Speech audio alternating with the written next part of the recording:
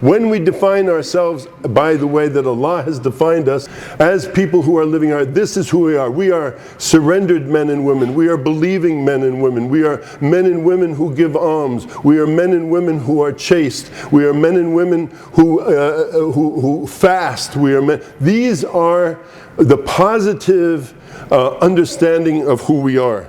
We are 2.5% of the population. And there are many of you who are not going back to someplace else, who are here and have to make your lives here.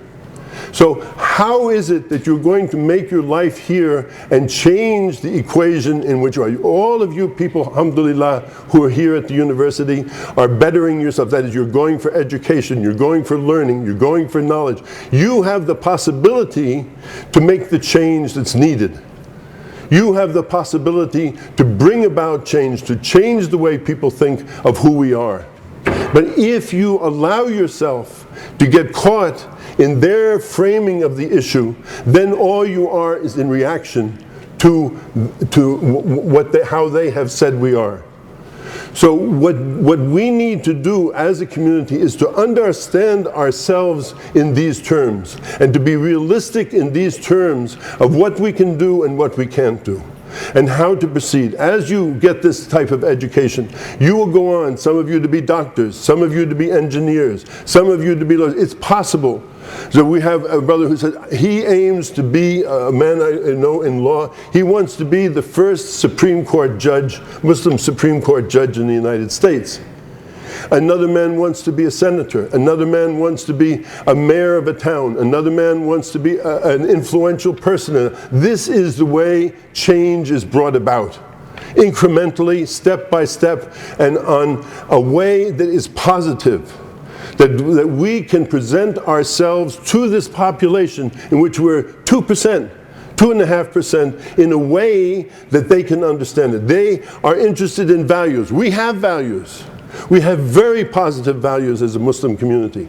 But as long as we allow other people to define us in terms of their negative view of who we are, we say, well, I'm not that. But once you say, I'm not that, you've said that. I'm not a terrorist.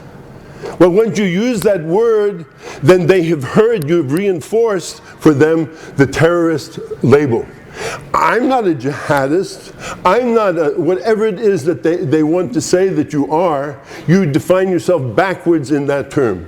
Say, rather than that, leave them their terms, leave them to what they're doing, and define yourselves by how Allah has defined us. Accept Allah's definition of us as Muslims, rather than either the society of the kuffar or the society of the ideologues in the Muslim community who have narrowed themselves down. Well, we're on the manhaj as salaf. Well, what does that mean about 90% of the rest of the Muslim world? There's somehow something else? Or, well, strictly speaking, we're Hanafis.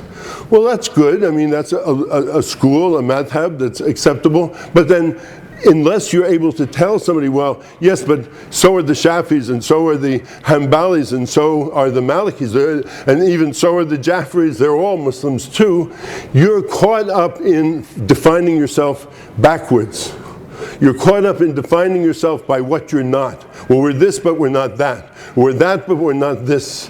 And all of these are either the labels of the kuffar and the media that they control, or they are those ideologues inside the Muslim community which want to separate us out from one another, who want to say, well, you know, if you do this, you're not that, and if you do that, you're not this, and so on and so forth like that, which means what? What is the oldest law in political terms? Divide and conquer.